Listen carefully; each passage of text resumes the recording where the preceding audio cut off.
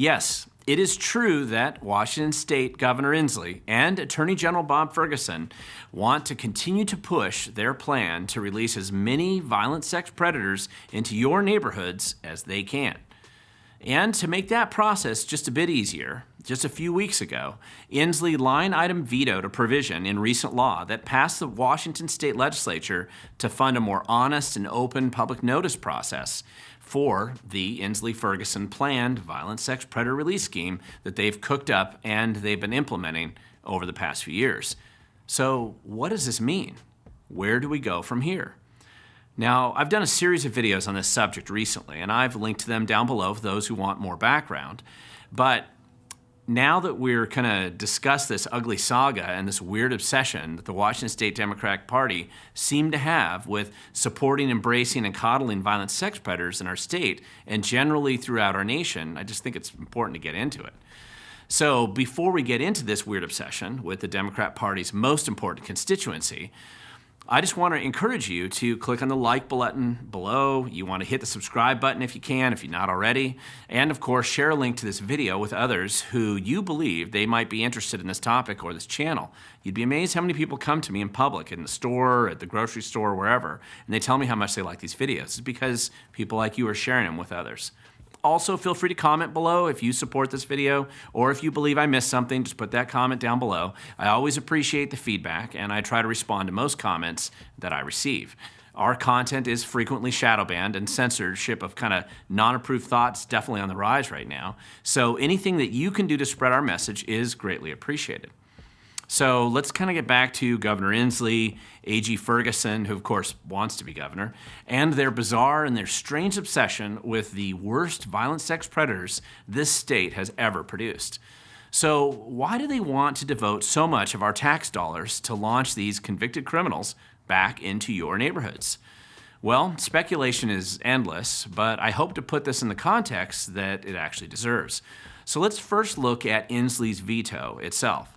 Just a few weeks ago, as Washington State Governor Inslee vetoed several parts of SB 5187, which is basically the bill that was passed by the legislature, both houses, to enable the state's budget in our state. Now, Washington State actually has a 2-year budget, and this is the big bill that they've just passed.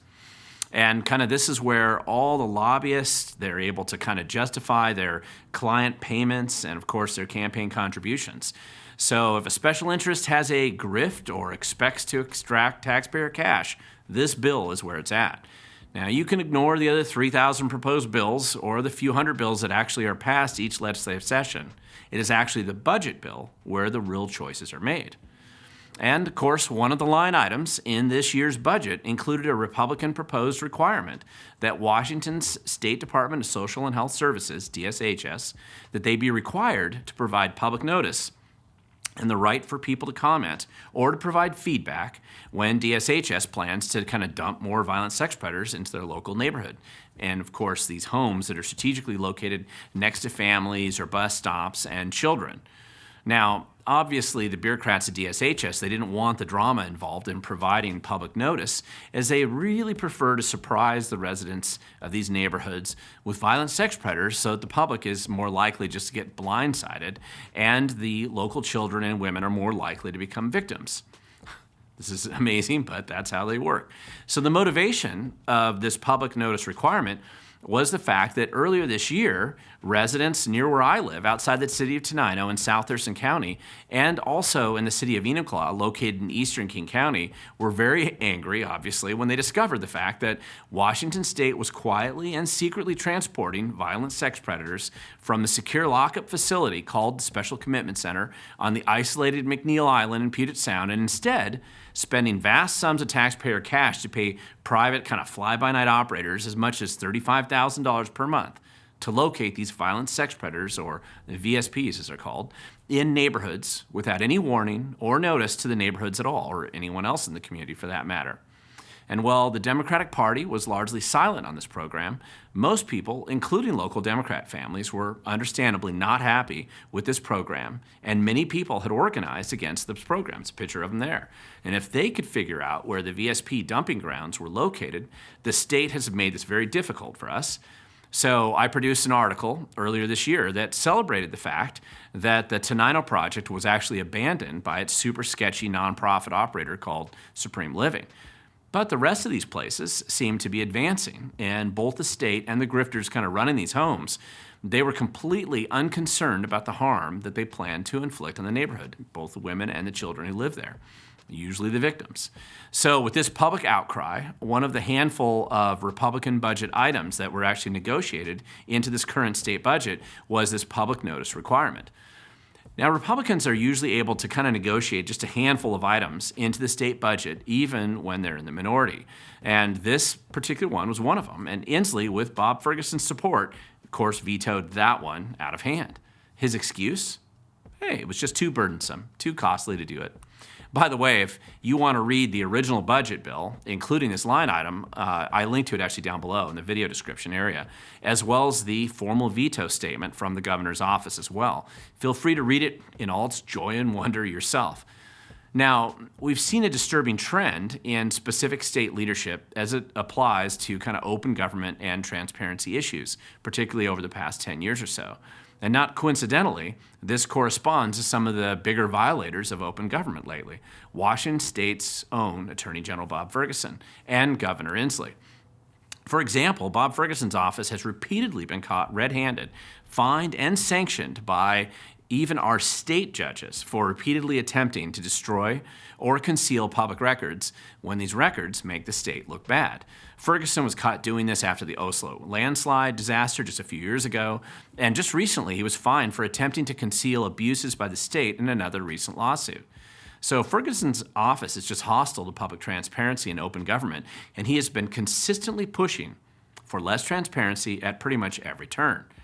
Now, Governor Inslee is also hostile to public transparency, of course, and he also demonstrates this fact on a regular basis.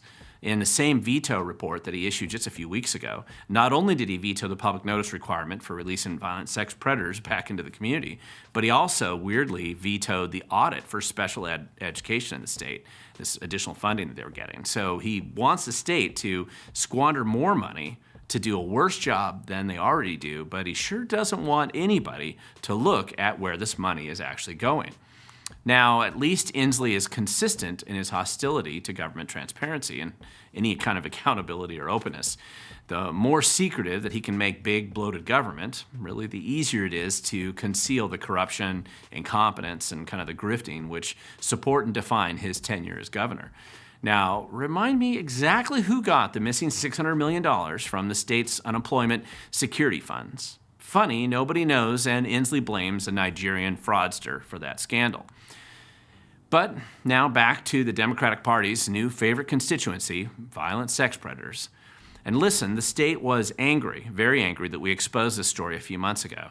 And I'm getting reports that both the Department of Corrections and DSHS are working kind of a whisper campaign with local elected officials trying to convince them that despite our copies of their contracts, the exposure of their own emails, and their refusal to be honest, that our efforts in Tenino and elsewhere in the state, those have clearly exposed, what they're trying to say now is that it's misinformation.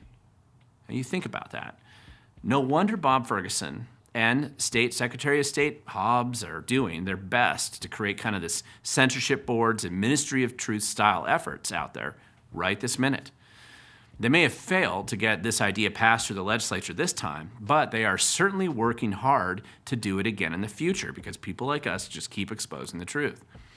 So keep in mind, as I've mentioned in previous videos, the only reason we even have the concept of registered sex offenders in America at all is actually because of a Washington state movement back in the late 1980s, which ultimately led to the 1990 Community Protection Act, when Washington state became the very first state in America to register sex offenders and to actually create the Special Commitment Center on McNeil Island to kind of house the worst of the worst.